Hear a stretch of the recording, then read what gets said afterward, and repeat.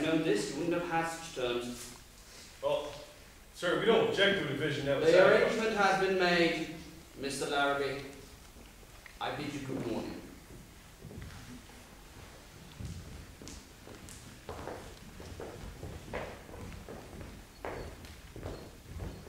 Bassett, place your men in Baker Street, night to night.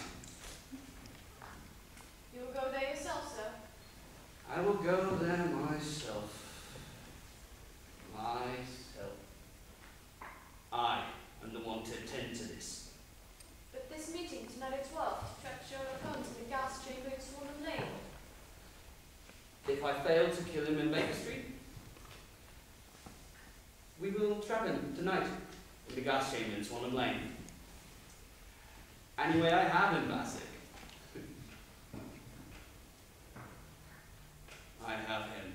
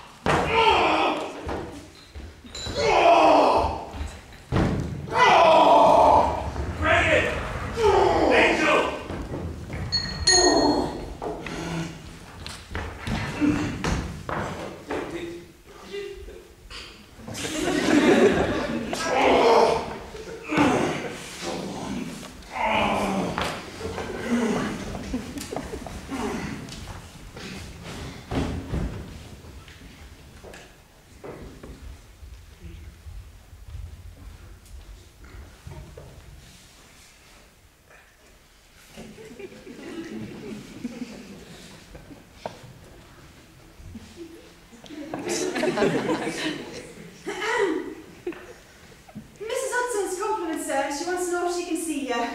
Where is Mrs. Hudson? Downstairs in the pantry, sir. My compliments. I don't think she can from where she is. Oh, she'll be very sorry, sir. Our regret will be mutual. Oh, she said it was terribly important, so she wants to know what they have for breakfast in the morning, sir. Same. Same as when, sir? Same as this morning. But you didn't have nothing, sir. You wasn't here. Quite so. I won't be here tomorrow. Right. Okay. Was that all, sir? Quite so. Yes. Thank you, sir.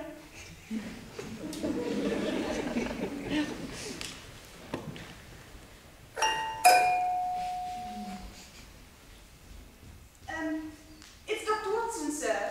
You told me as I could always show him off. Well, I should think so, Billy. Oh, well then. Dr. Watson, sir. Watson, dear fellow. Holmes, how are you? Perfectly delighted to see you, Watson, but I'm sorry to observe your wife is lecturing this way. My wife has gone on a little visit, but how did you know? How do I know, Watson? What a perfectly absurd question for you to ask me. How do I know anything? I don't know that you've taken up medicine again and opened up a practice without letting me hear a word about it. You've been getting yourself really wet lately. You've been extremely careless maid, and that you moved your mirror to the other side of the room. Holmes, if you'd lived a few centuries ago, they'd have you burned alive. Yes, well, such a conflagration would have saved no considerable trouble and expense. But tell me, how did you know all that? Too simple to talk about. Scratches and clumsy cuts on the side of the shoe where the fire strikes it. Somebody tried to scrape away crusted mud and did it badly. Badly? There's your wet feet and careless maid all on one foot. Face badly shaved on one side, used to be on the left. That must have come from the other side. Can't well move your window, so you must have moved your mirror. Ha! Yes. By Jove. But my medical practice, I don't see how it was. Watson, you come marching in here fairly reeking of ethanol, with the pink stain of iodine on the inside of your left forefinger, and you ask me how I know. But how the deuce did you know my wife was away, and that Why the deuce? Are you partially unbuttoned? Yeah. Why the deuce did you not shower this morning? Why the deuce do you wear the expression? Yes, yes. Elementary, dear Watson. The child's play of detachment.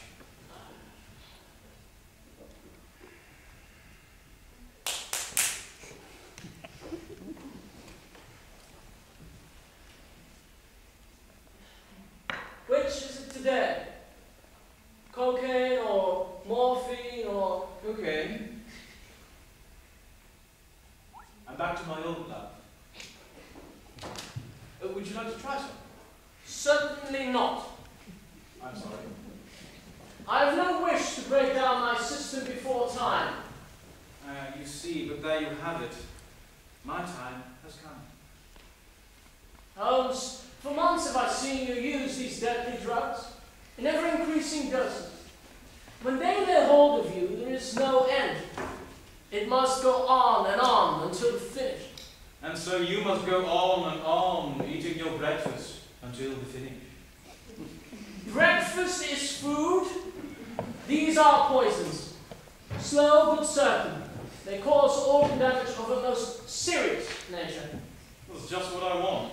Bored to death with my current set of organs, trying to get a brand new one. Oh, Holmes, I'm trying to save you. Well, you can't do it, old fellow, so don't waste your time. Now, Watson, to change the subject a little, in the enthusiasm which has prompted you to chronicle and, if you'll excuse my saying so, somewhat embellish some of my little adventures, you've occasionally committed the error, or rather indiscretion, of adding to them a certain tinge of romance, which just struck me as being a trifle out of place. Rather like working an elopement into the fifth proposition of Euclid. Never mind. I merely refer to this in case you should see fit at some future time to chronicle the most important and far-reaching case in my career, one upon which I have laboured for nearly 14 months, and which is now rapidly approaching a singularly diverting climax. The case of Professor Moriarty. Moriarty? I don't remember ever having heard of the fellow. The Napoleon, cried Watson, the Napoleon, sitting like an ugly, venomous spider at the centre of his web, that web having 1,000 radiations, and the spider knowing every quiver of every one of them. This sounds very interesting. Yes, but the true interest will come when the Professor begins to realise his position, which he cannot fail to do shortly. By 10 o'clock tomorrow night, the time will be right for the arrests, and then the greatest criminal trial of the century, the clearing up of over 40 mysteries, and the rope for everyone. Good. But what will he do when he sees that you have him? Do? Oh, Watson, he will do me the honour of turning every resource of this wonderful organisation of criminals to the one purpose of my distraction. Well, that sounds dangerous, Holmes. Watson, it's perfectly delightful. It saves me any number of doses of those deadly drugs upon which you occasionally favour me with your medical views. You must understand, old fellow, my life is spent in a series of frantic endeavours trying to escape from the dreary commonplaces of existence. For a brief period, I do escape. You should congratulate me. But you could escape them without such serious risks. Your other cases have not been so dangerous, and they were even more interesting. Now, the one you spoke of last time I saw you, the recovery of those damaging letters and gifts from a young girl who... a most peculiar affair, as I remember it. Let me see. You were going to try an experiment of making her betray their hiding place by setting an alarm of fire in the kitchen. And then you would... Yes. After that. Didn't plan succeed? As far as I've gone. You got Foreman into the house as butler. Foreman was in as butler. And upon your signal, she scattered smoke bombs, made an alarm of fire. Yes. And the young lady, did she? Yes, she did, Watson. The young lady did. It all transpired exactly as planned. I took the package of papers from its hiding place, and as I told you I would, returned it to Miss Faulkner. You never explained to me why you proposed to hand them back. For a very simple reason, dear Watson. It would have been theft for me to take it. And what did you gain by it? Her confidence. And so far as I was able to secure it, her regard. As it was impossible for me to take possession of the letters, photographs and jewellery in that package without her consent, my only alternative was to obtain that consent, to make her willingly hand it to me. Its return to her after I had taken it was the first move in this direction. The second will depend entirely upon what transpires today. I expect Foreman here to report in half an hour.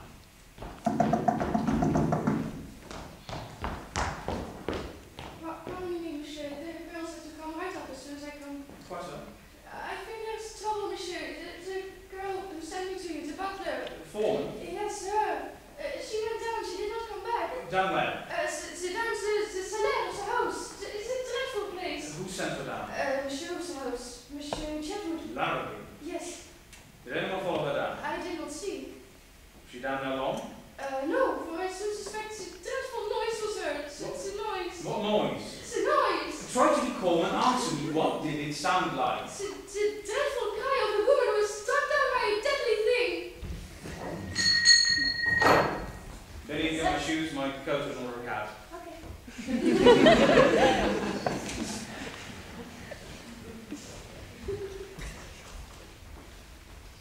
Cab, really quick. Okay. Watson, you better take this and come with me. I had better go also. No, you'll wait here. I actually think I hear Foreman on the stairs. Oh, nothing more less mine, sir. After you left, Prince came in and they made us off a room to get a package away. But I gave him 3 notes on the X, with the X on the floor being as you directed, and he didn't go any further. This morning, a little after... One moment, mademoiselle. Step into that room and rest yourself. I don't say it, monsieur. Step into that room and walk about then. I'll let you know when you Monsieur. Take a look at that head, Watson. It's nothing at all, sir. Take a look at that head.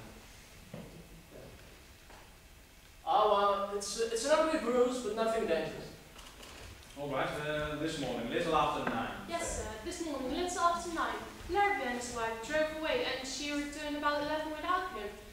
She and old Leutner came, and they went to work in a library. I got a look from the outside and saw they were making a counterfeit of the package we were working for. You had to watch for some sharp tricks, sir. They'll have to watch for the sharp trick from them. Larrabee, what of him? He returned about 3. How did he seem? Under great excitement, sir, although he tried not to show it. Any mark of resentment towards you? I think there was, sir. He's consulted someone on the outside.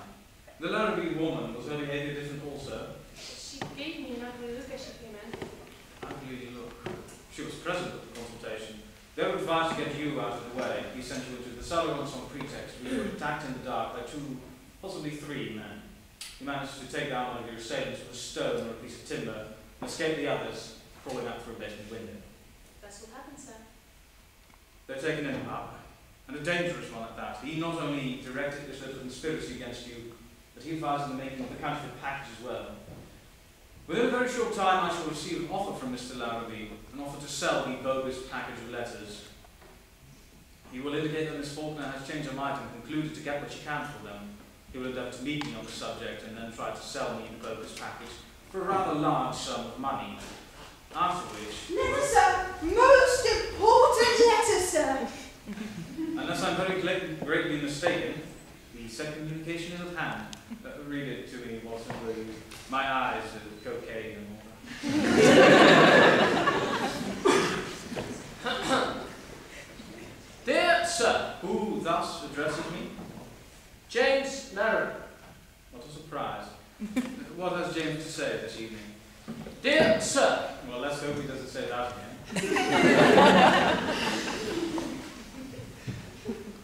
I inform you that Miss Faulkner has changed her mind regarding the letters, etc., which you wish to obtain, and has decided to dispose of them for a monetary consideration.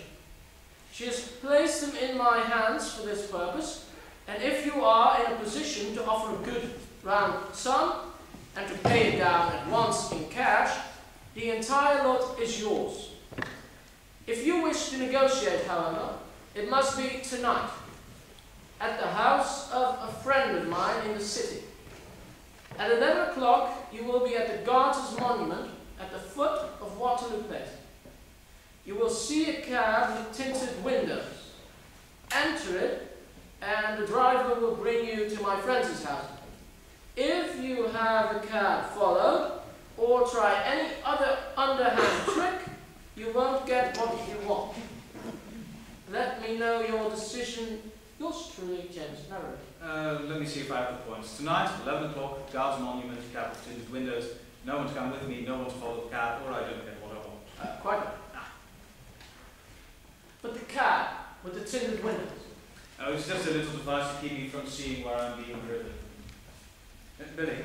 Yes, sir? Who sent it? A woman, sir. Old, young? Very old, sir. In a cab? Yes, sir? Seen you drive before? Yes, but I can't think where. I want you to hand the old lady this. Apologise for the delay, and look at the driver again. Yes, sir? My dear Holmes, you did not say you would go. Oh, well, certainly I did. But this is a forgery. Well, the forgery is what I want. Why, sir? Because with it, I will obtain the original. Mademoiselle! But this fellow means mischief. This fellow means the same. Mademoiselle, be so good as to listen to every word. Tonight at 12 o'clock, I meet Mr. Larrabee to purchase from him the false bundle of letters to which you have just now heard us refer, and you were listening at the keyhole of the door. I wish Miss Faulkner to know at once that I propose to buy this package of letters. I'll tell her. That is my wish. However, do not tell her that I know the package and its contents are forged. She is to suppose that I think I am buying the genuine. Oui, monsieur. When you purchase the package, you think you have the real. Correct. One thing more. Tomorrow night I shall want you to escort Miss Faulkner here to this place. Sir Edward, the Count, will be here to receive the package from you. However, you will receive further instructions after that in the morning. Monsieur.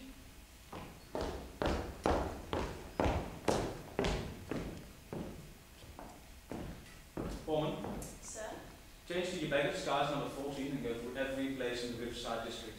Don't stop until you've some clue as to the new partner of the Larrabees. I must have that. I must have that. Sir? I beg your pardon, sir, but there's a man waiting in the street. He says he must speak to Miss Faulkner as quick as he can. Well, we better have a look at that man, Billy. Show man. Oh, he can't come up, sir. He's watching the man in the street. He says he's from Scotland Yard. I'd better see what it is, sir. No. All right, but keep your eyes open. Trust me for that, sir. Billy, go see what she does. Okay. Well, this is becoming interesting. Look here, Holmes. You've given me half a look into this case. In what case? Well, the strange case of Miss Faulkner. One moment. Yes, sir? Miss Faulkner, is she there still? No, sir, she's gone. That's all. Sorry, Watson, you were saying strange case? Of Miss Faulkner. Precisely. The strange case of Miss Faulkner. You know, you've given me some idea of it. Don't you think it's only fair to let me have the rest? What shall I tell you? Oh, well, tell me what you propose to do with that counterfeit package, which you're going to risk your life for to obtain. I intend, with the aid of the imitation, to make her willingly hand me the genuine. I shall accomplish this by a piece of trickery and deceit, of which I am heartily ashamed, and which I would never have undertaken if I had known her as I do now. She's rather a nice girl, Watson. A nice girl? And you think that possibly... I beg your pardon, sir. Miss Faulkner just signed over from the chemist on the corner to say her head is paining her a bit, and would Dr. Watson kindly step over to get her to put something on it? Oh, yes, certainly. Well, that's singular. It didn't look like anything serious. Well, I'll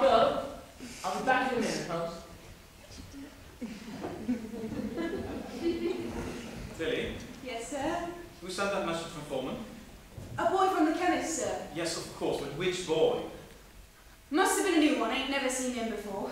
Quickly, go out again quick and look after the doctor. If the boy's gone and there's a man there with him that needs mischief, let me know. Don't stop to come up. Ring the doorbell. I'll hear it. Ring it loud. Quick now.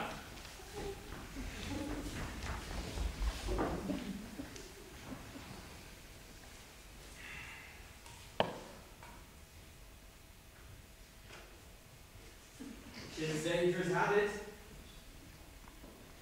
Load firearms in the pocket of one's dressing gown. They'll go from here to the hospital if you keep that hand behind you.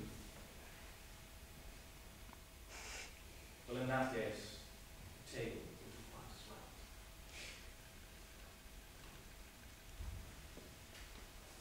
well.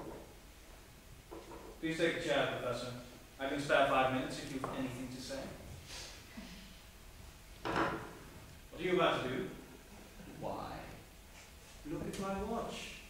I'll tell you when the 5 minutes are up.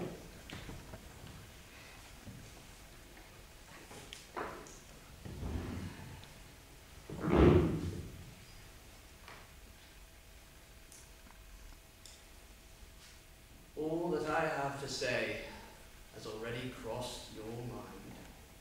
And my answer has already crossed yours. It is your intention to pursue this case against me? That is my intention to the very end. No.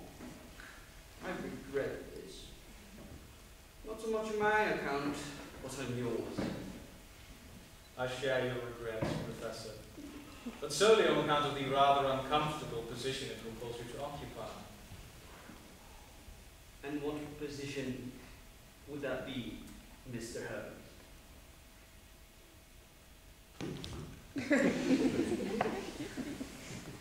And you have the faintest idea that you would live to see the day? As to that, I do not particularly care, so that I might bring you to see it. You will never get me to see it, you. You are a bold man, Mr. Holmes, for insinuating such a thing to my face. But it is a boldness born of ignorance. You will never get me to see it. You will never get me to see it. I told you, 'tis a boldness born of ignorance. Do you think I would be here had I not made the streets safe in every respect? I could never so grossly overestimate your courage as that. Do you imagine that your woman foreman and your friend, the doctor, will soon return? Possibly not.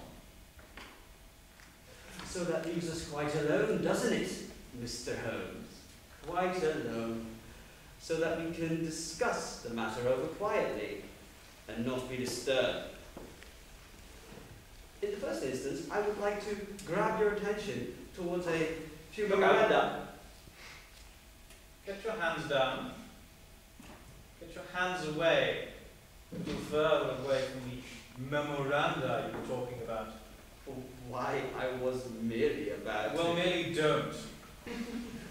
But I would like to show you. I don't wish to see it. But if you would allow I don't care for it at all. I don't require any notebooks. If you want it so badly, I'll have someone get it for you.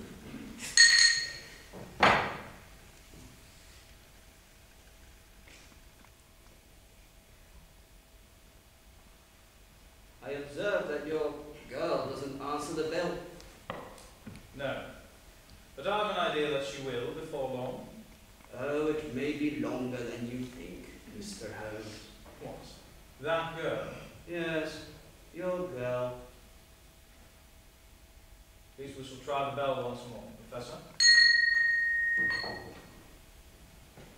Doesn't it occur to you that she may have possibly been detained, Mr. Holmes? It does. It also occurs to me that you are in very much the same predicament.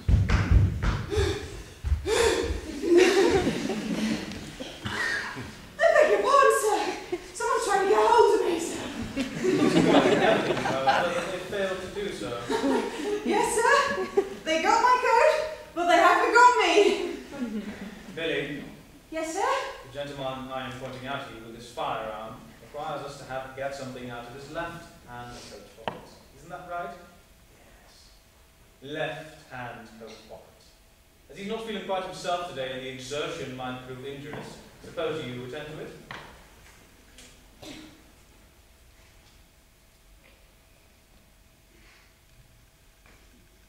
Is this it, sir? Has the general outline of it? Put it on the table, Billy. Not there, just slide it over here. That's more like it. Shall I see if he's got another, sir? Why, Billy, you surprised me. After the gentleman's taken the trouble to inform you that he hasn't. When, sir? When he made a grab for this one. Now, Professor, is there anything else that you've got that you want? Some little thing that Billy can get for you? No? I'm sorry, that's all, Billy.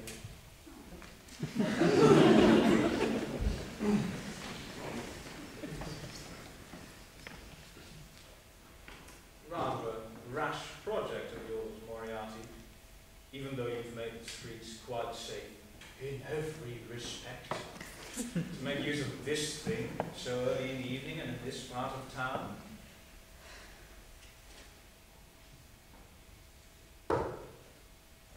Listen to me. On the 4th of January, you crossed my path. On the 23rd, you in Conan. And now, at the close of April, I find myself in such a position that I am in serious danger of losing my liberty. Have you any suggestions to make? No!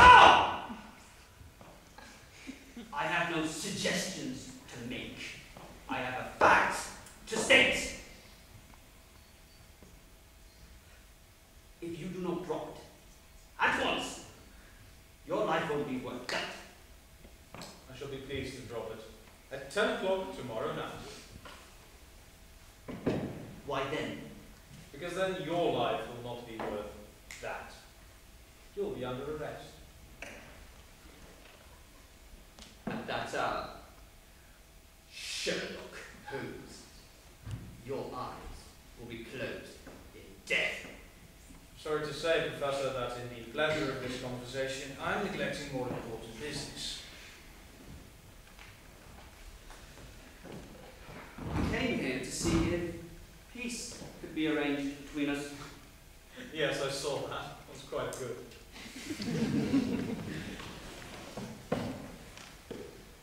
Not only have you seen fit to reject my proposal, but also to make insulting remarks and threats of arrest.